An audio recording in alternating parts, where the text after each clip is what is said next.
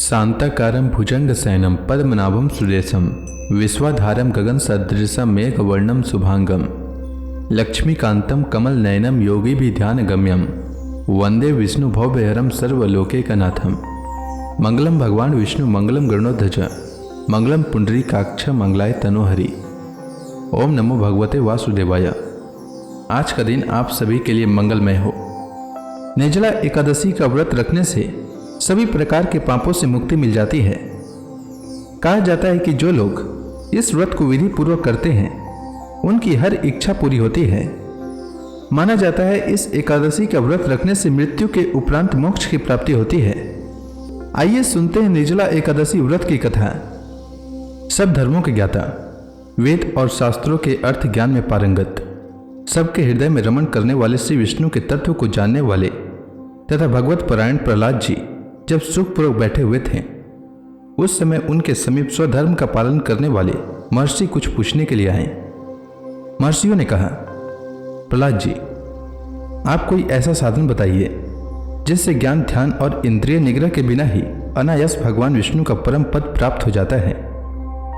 उनके ऐसा कहने पर संपूर्ण लोगों के हित के लिए उद्धत रहने वाले विष्णु भक्त महाभाग प्रहलाद जी ने संक्षेप में इस प्रकार कहा, महर्षियों, जो 18 पुराणों का सार से भी सारतर तत्व है जिसे कार्तिकेय जी के पूछने पर भगवान शिव ने उन्हें बताया था, उसका वर्णन करता हूं, सुनिए।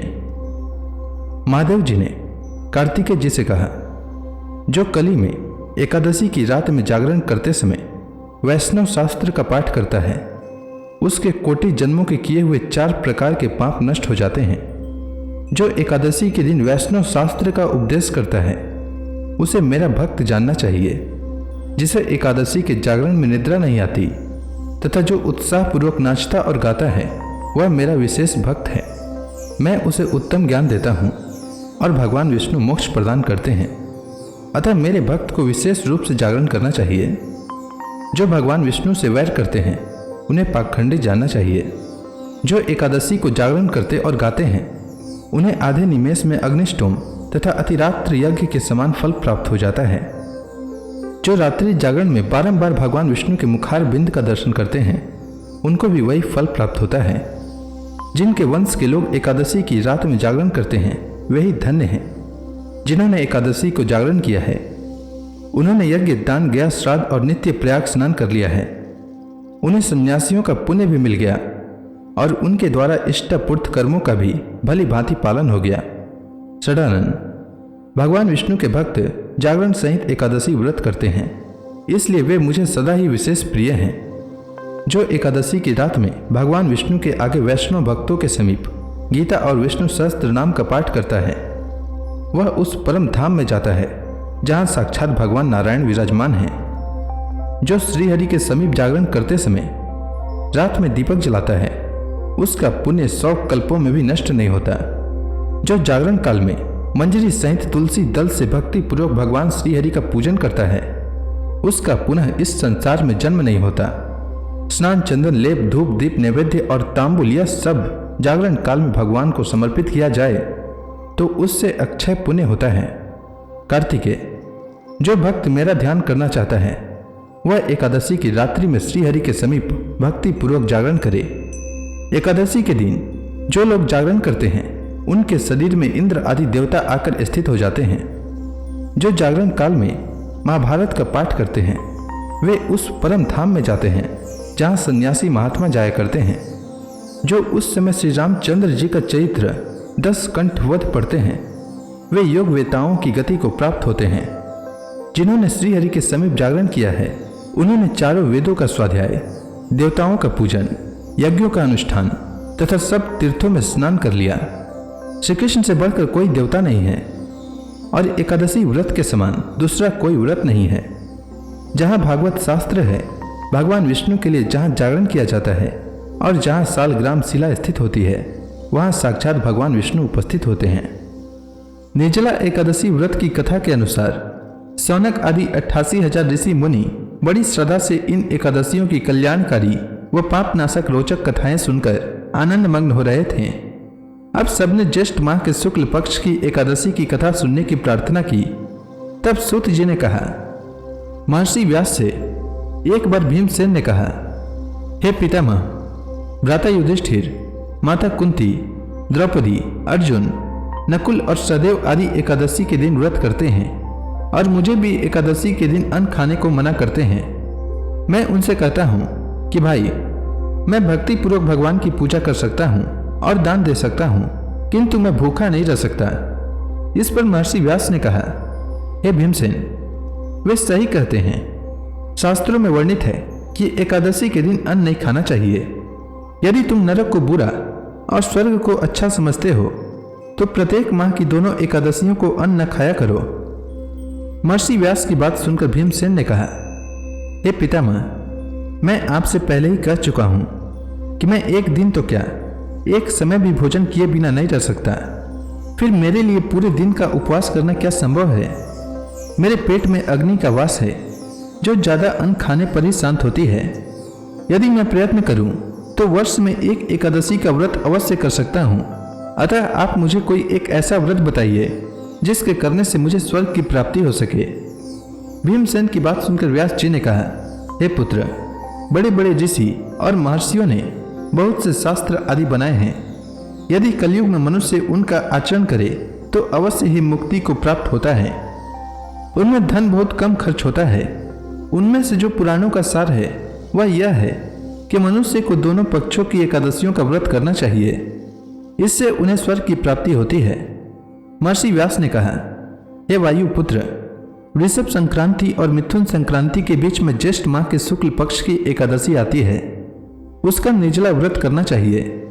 इस एकादशी के व्रत में स्नान और आचमन करते समय यदि मुख में जल चला जाए तो इसका कोई दोष नहीं है, किंतु आचमन में 6 माह से जल से अधिक जल नहीं लेना चाहिए। इस आचमन से शरीर की शुद्धि हो जाती है। आचमन में 6 मास से अधिक जल मद्यपान के समान है। इस दिन भोजन नहीं करना चाहिए। भोजन करने से व्रत का नाश हो जाता है। सूर्योदय से सूर्यास्त तक यदि मनुष्य जल पान न करे तो उससे 12 एकादशियों के फल की प्राप्ति होती है। द्वादशी के दिन सूर्योदय से पहले ही उठना चाहिए। इसके पश्चात भूखे ब्राह्मण को भोजन कराना चाहिए। तत्पश्चात स्वयं भोजन करना चाहिए। हे भीमसेन, स्वयं भगवान ने मुझसे कहा था कि इस एकादशी का पुण्य सभी तीर्थों और दान के बराबर है। एक दिन निर्जला रहने से मनुष्य पापों से मुक्त हो जाता है। जो मनुष्य निर्जला एकादशी का व्रत करते हैं उन्हें मृत्यु के समय भयानक यमदूत नहीं दिखाई देते, बल्कि भगवान श्रीहरि के दूत स्वर्ग से आकर उन्हें पुष्पक विमान पर बैठाकर स्वर्ग ले जाते हैं। संसार में सबसे उत्तम निर्जला एकादशी का व्रत है। अतः यत्न पूर्वक इस एकादशी का निर्जल व्रत करना चाहिए। इस दिन ओम नमो भगवते वासुदेवाय इस मंत्र का उच्चारण करना चाहिए। इस दिन गोदान करना चाहिए। निर्जल व्रत करने से पहले भगवान का पूजन करना चाहिए और उनसे प्रार्थना करनी चाहिए कि हे प्रभु, आज मैं निर्जल व्रत करता हूँ। इसके दूसरे दिन भोजन करूंगा। मैं इस व्रत को सदापूर्वक करूंगा। मेरे सब पाप नष्ट हो जाएं। इसके अलावा इस दिन जल से भरा हुआ घड़ा, वस्त्र आदि से ढककर स्वर्ण सहित किसी सुपात्र को दान करना चाहिए। इस व्रत के अनुष्ठान में जो मनुष्य स्नान तप आदि करते हैं उन्हें करोड़ों पल स्वर्ण दान का फल प्राप्त होता है। जो मनुष्य इस दिन यज्ञ होम आदि करते हैं उसके फल का तो वर्णन भी नहीं किया जा सकता। इस निर्जला एकादशी के व्रत के पुण्य से मनुष्य विष्णु लोक को जाता है। जो मनुष्य इस दिन अन्न खाते हैं उनको चंडाल समझना चाहिए। वे अंत में नरक में जाते हैं। हे भीमसेन, जो पुरुष या स्त्री इस व्रत को सदापूर्वक करते हैं उन्हें सर्वप्रथम विष्णु भगवान का पूजन करना चाहिए। तदुपरांत गोदान करना चाहिए। इस दिन ब्राह्मणों को दक्षिणा देनी चाहिए। निर्जला एकादशी के दिन अन्न, वस्त्र, छत्र आदि का दान करना चाहिए। वर्ष भर में जितनी एकादशियां होती है उन सब का फल निर्जला एकादशी के पालन करने मात्र से मनुष्य को प्राप्त हो जाता है। इसमें तनिक भी संदेह नहीं है। शंख, चक्र और गदा धारण करने वाले भगवान केशव ने मुझसे कहा था कि यदि मानव सब कुछ छोड़कर एकमात्र मेरी शरण में आ जाए और एकादशी को निराहार रहे तो वह सब पापों से छूट जाता है। एकादशी व्रत करने वाले पुरुष के पास विशालकाय, विकराल आकृति और काले रंग वाले दंड पासधारी भयंकर यमदूत नहीं जाते।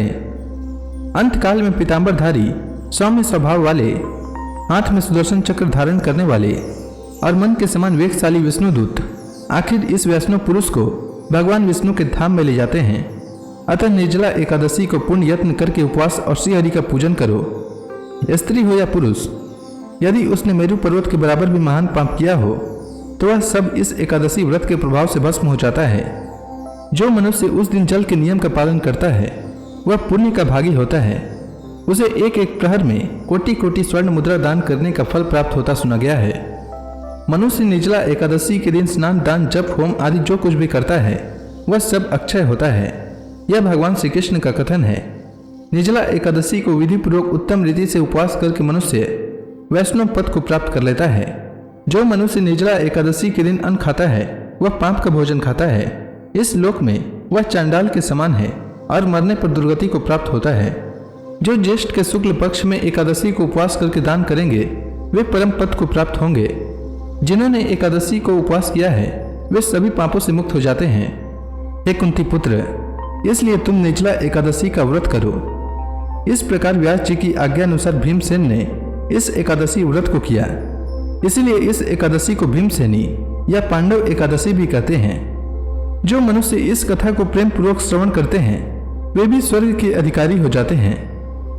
तो प्रेम से बोलिए भगवान विष्णु की जय, श्री कृष्ण भगवान की जय, समस्त देवी देवताओं की जय। अब आप सभी हाथ जोड़कर भगवान श्री हरि का ध्यान करें, आरती होने वाली है। ओम जय एकादशी माता, मैया जय एकादशी माता। विष्णु पूजा व्रत को धारण करके, विष्णु पूजा व्रत को धारण करके शक्ति मुक्ति पाता। ओम जय एकादशी माता। तेरे नाम गिनाऊं देवी, भक्ति प्रदान करनी, भक्ति प्रदान करनी। गण गौरव की देनी माता, गण गौरव की देनी माता, शास्त्रों में बरनी। ओम जय एकादशी माता। मार्गशीर्ष कृष्ण पक्ष की उत्पन्ना, विश्व तारणी जन्मी, मैया विश्व तारणी जन्मी। शुक्ल पक्ष में हुई मोक्षदा, शुक्ल पक्ष में हुई मोक्षदा, मुक्तिदाता बन के भरनी। ओम जय एकादशी माता। पौष के कृष्ण पक्ष की सफला नामक है, शुक्ल पक्ष में होए पुत्रदा, आनंद अधिक रहे। ओम जय एकादशी माता। नाम सटतिला माघ मास में कृष्ण पक्ष आवे, मैया कृष्ण पक्ष आवे। शुक्ल पक्ष में जया कहावे, शुक्ल पक्ष में जया कहावे, विजय सदा पावे। ओम जय एकादशी माता। विद्या फाल्गुन कृष्ण पक्ष में शुक्ला अमला की, मैया शुक्ला अमला की। पाप मोचनी कृष्ण पक्ष में चैत्र महाबली की। ओम जय एकादशी माता। चैत्र शुक्ल में नाम कामदा, धन देने वाली, मैया धन देने वाली। नाम बरूथनी कृष्ण पक्ष में बैसाख माहवाली। ओम जय एकादशी माता। शुक्ल पक्ष में होए मोहिनी, अपराज्येष्ठ कृष्ण पक्षी, मैया अपराज्येष्ठ कृष्ण पक्षी। नाम निर्जला सब सुख करने, शुक्ल पक्ष रखी। ओम जय एकादशी माता। योगिनी नाम आषाढ़ में जानो, कृष्ण पक्ष करनी, मैया कृष्ण पक्ष करनी। देव सैनी नाम कहायो, शुक्ल पक्ष धरनी। ओम जय एकादशी माता।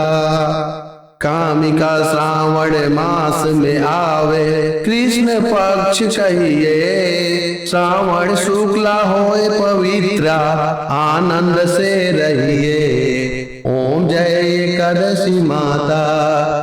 अजा भाद्रपद कृष्ण पक्ष की परिवर्तनी शुक्ला, मैया परिवर्तनी शुक्ला। इंद्राश्विन कृष्ण पक्ष में व्रत से भव सागर निकला। ओम जय एकादशी माता। पापांकुश है शुक्ल पक्ष में आप हरणहारी, मैया आप हरणहारी। रमा मास कार्तिक में आवे सुखदायक भारी। ओम जय एकादशी माता। देवोत्थान शुक्ल पक्ष की दुख नाशक मैया, पावन मास में करो विनती पार करो नैया। ओम जय एकादशी माता। परमा कृष्ण पक्ष में होती जन मंगल करनी, मैया जन मंगल करनी। शुक्ल मास में होए पधिनी दुख दरिद्र हरनी। ओम जय एकादशी माता। जो कोई आरती एकादशी की भक्ति सहित गावे, मैया भक्ति सहित गावे। जन गुरु दिता स्वर्गवासा निश्चय वह पावे। ओम जय एकादशी माता। तो प्रेम से बोलिए विष्णु भगवान की जय, माता लक्ष्मी की जय।